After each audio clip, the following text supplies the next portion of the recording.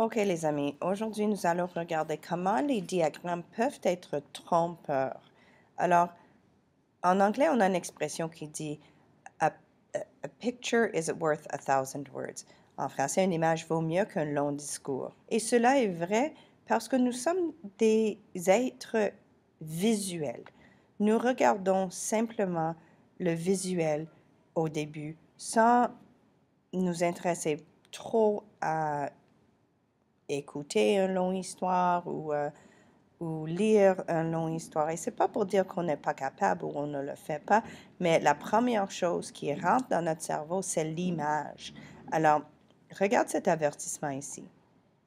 Ça montre que, wow, regarde, le casino Hollywood, il remporte beaucoup plus, il donne beaucoup plus d'argent pour jouer là. Alors, pourquoi pas y aller?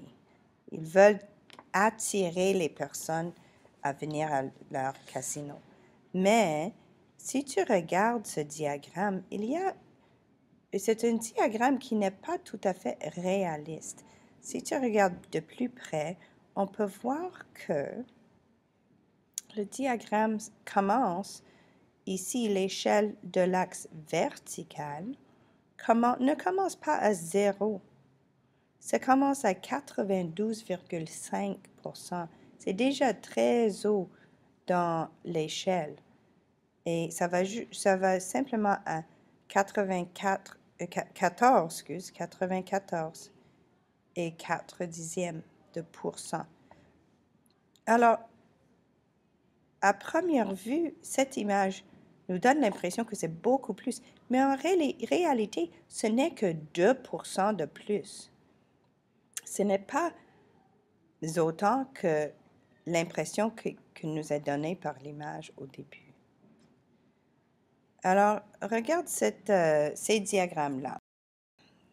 On peut voir que cela montre comment le prix des immeubles augmente par le fil du temps.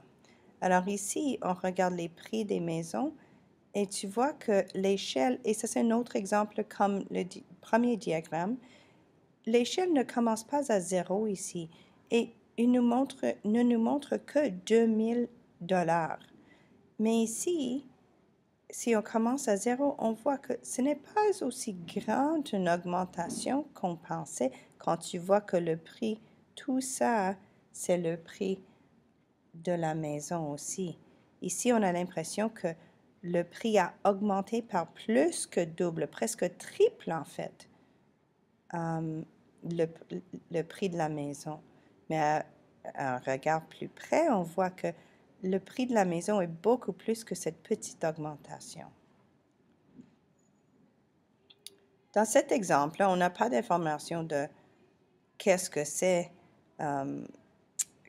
les données, d'où viennent les données, mais on voit que d'abord, le diagramme à gauche, l'échelle n'est pas exact ici, parce que tu vois que 1 carré ici est égal à 1, et ici c'est égal à 1, mais entre le 2 et le 4, ça saute de 2, et entre le 4 et le 8, ça saute de 4, et entre le 8 et le 16, cela saute de 8 en fait. Alors l'échelle doit être pareille tout le long.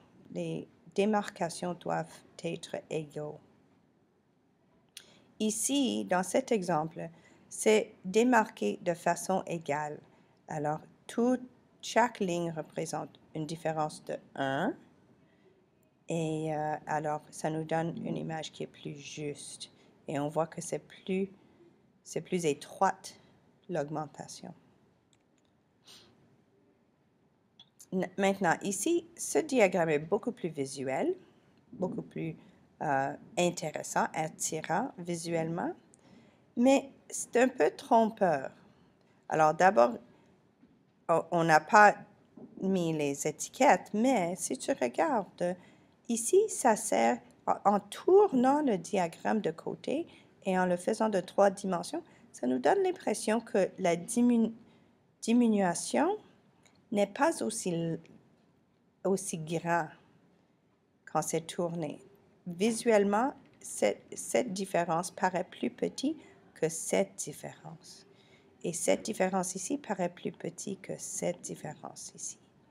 Alors, on voit qu'en tournant, ça change visuellement notre perception, nos perceptions.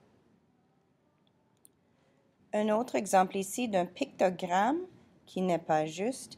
Cela ici montre que c'est une clé ici. Les chiens coloriés est égal à 50, les chats 50, les chiens comme ça 50. Alors, chaque image est égale à 50 personnes. Mais regarde ici, on a 1, 2, 3, 4, 5 de ces petits chiens-là. Mais ici, on a que 1, 2, 3 des grands chiens ou chevaux, j'imagine. Alors, et ici, on a 7 chats. Mais visuellement, en regardant cela, on voit, il paraît qu'il y a moins de chats que de chevaux, moins de personnes qui préfèrent les chats que des chevaux et des chiens. Et ce n'est pas du tout vrai. Alors, la raison pour cela, c'est parce que les images sont de différentes tailles. Il faut, si vous utilisez des symboles comme ça, qu'ils restent de la même taille. Alors, dans l'exemple en bas, ici, on voit qu'on a changé la taille pour que la longueur de chaque image de gauche à droite est pareille. Et voici un autre exemple d'un diagramme à bande qui ne commence pas à 0. Alors, vous pouvez voir ici que ça commence à 950, mais ici, ça commence à 0. Regarde la grande différence dans ces barres. Ça nous donne l'impression qu'il y a une plus grande différence qui existe.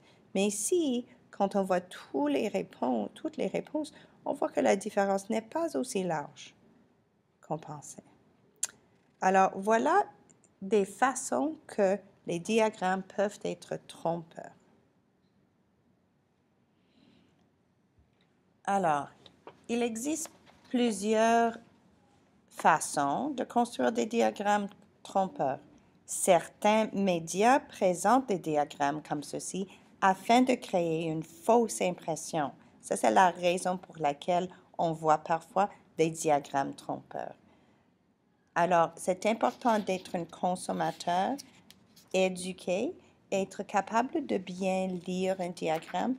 Et cela ne veut pas simplement dire que tu dois être capable de trouver les numéros et regarder une image et savoir l'information que ça se donne, mais aussi que vous soyez capable de discerner quand un diagramme n'est pas bien fait et qu'un diagramme est fait pour vous manipuler. Ça, c'est une raison très importante pour apprendre comment identifier quand les diagrammes sont mal faits.